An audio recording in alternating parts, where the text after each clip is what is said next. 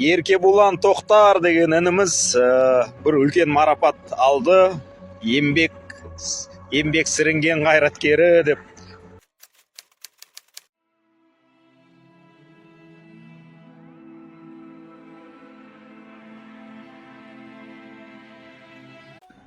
Еркебұлан Тоқтар деген ініміз бір үлкен марапат алды.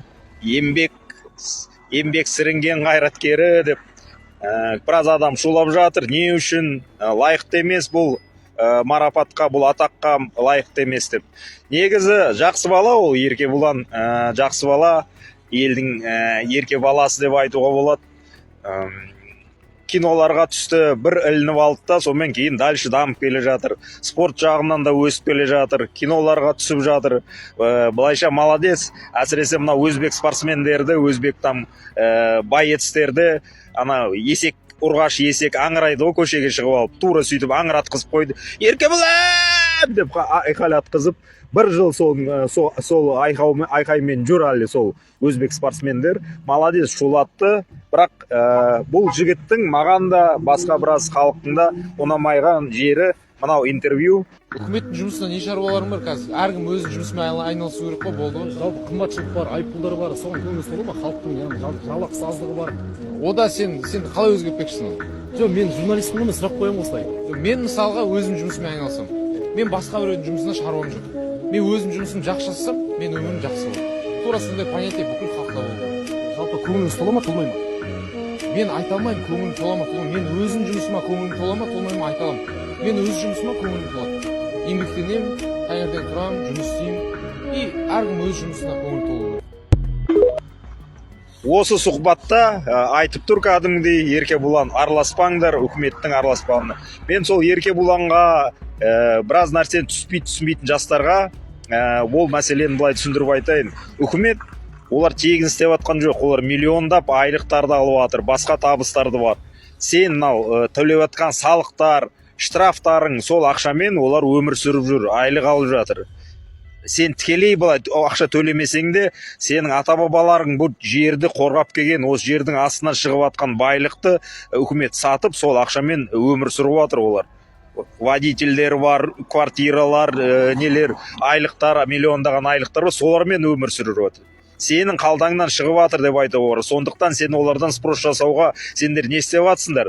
Неге халықтың жағдайын дұрыстатпай жатсыңдар деп айтуға сен құқың бар. Сен мысалы үшін үйіңді ремонттауға, квартираңды ремонттауға адам жалдап жатсаң, сен нормально істеп берсін деп сен құқың бар олға, сен ақша төлеп жатқан соң. Потому что олар әңгіме жоқ, айтады саған. Араласпа, біз өзіміз білеміз, істеп жүрген адамбыз деп та. Бірақ олар істейді. Себастьян болады, ертең қашып кет. Сен сол үйде тұрасың, сен бала-шағаң сол үйде тұрады Қазақстанымызда. Сен комфортно, нормально өмір сүргің келсе, сен обязательно араласуың керексің. Сен сұрауың керек, сендер не істеп жатсыңдар деп. Не үшін дұрыс істемей жатсыңдар деп. Сен құқың, надо будет, сен обязанность сондай. Міндетсің сен, азамат болсаң. Ал оған араласпаңдар, үкімет тірлігіне араласпаңдар, өздері білсін деп айтып жүргендер, олар или бастарында грамм ми жоқ, или мына жүрегінде 1 грамм азаматтық жауапкершілік деген жоқ, или просто үкіметтің сатқындары. Сондықтан мынау именно Еркебұлан Тоқтарға осы сұхбатқа бола осындай марапат берген болуы мүмкін. Сен сияқты, мынау Еркебұлан сияқтылар көбейсін, халыққа араласпаңдар, бұл депутаттар білген істесін, министрлер білген істесін, сендер араласпаңдар. Нелерің бар олардың жұмыстарына деп. Білген істей берсін, үндемей жүре беріңдер, өздерін пахат етіп, үндерін шығармай тыныш жүріңдер деп. Сол үшін бұларға марапаттар негізі беріледі. Ал егерде миың бар болса, намысың бар болса, абыройың бар болса, тектілігің бар болса, сен әрине араласуың керексің. Саған бәрібір болмау керек. Бұлар не істеп жатыр? Не үшін айлық алып жатыр? Нағып жасартып жатқан жоқ өмірімізді деп сен сұрауың керексің, азамат болсаң. Атак, құтты болсын марапатың, Еркебұлан Тоқтар. По-любому подстава деп ойлаймын мен. Қалай болса да біздің чемпионымызды Жәнібек Әлімханұлы допинг табылды, там пробасына, бірінші пробасы дұрыс шықты, екінші дұрыс емес деген нәрселердің бәрі подстава деп ойлаймын. Ол не себептер енді белгісіз. ол қорыққаннан ба, пояс бергісі келмей жатқандарынан ма, или мынау Геннадий Головкин сол жоғары лауазымға отырғанына сол қазақстандықтар мыналар уже қарсы шығып жатыр ма, қазақстанның адамдары, сондай бірдеңке болуы мүмкін. Бірақ не болса да нақты білетінім, Жәнібекке қазір біздің қолдауымыз керек. Әр қазақтың, қазақ халықтың қолдауы керек.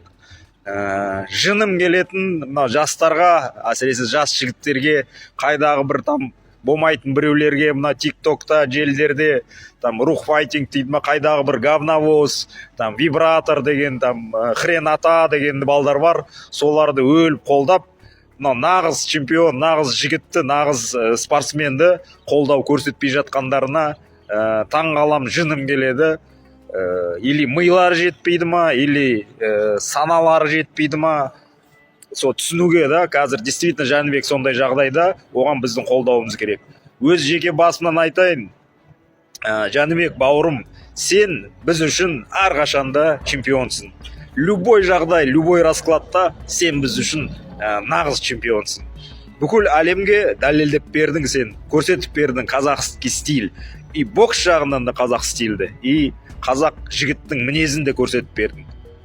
Нағыз тәрбие көрген, салмақты, қарапайым, бір арзан, сасық бір хайптарды қумайтын нағыз қазақ жігіттің мінезін сен уже көрсетіп бердің бүкіл әлемге. Сен мынау Шавкат Рахманов екеуің мысалы үшін действительно мына жастарға үлгі болатын жігітсіңдер, үлгі болатын спортсменсіңдер.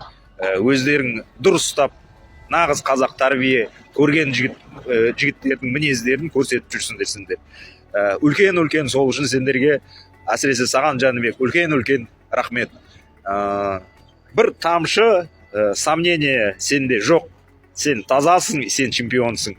Ешкім айтып жатырмын, бір күмән жоқ, ешкім сомневаться етіп жатқан жоқ. Бұл күндерде өтеді, Құдай қаласа. Жақсы күндер әлі алда, бәрі дұрыс болады. Әлі пәчкілеп әкелесің сол чемпиондық поястар Қазақстанға, Құдай қаласа. Біз сені әрқашанда қолдаймыз, әрқашанда жақтаймыз. Мықты бол Жәнібек, әлі бәрі дұрыс болады. Біз сенімен біргеміз. Аман бол бауырым.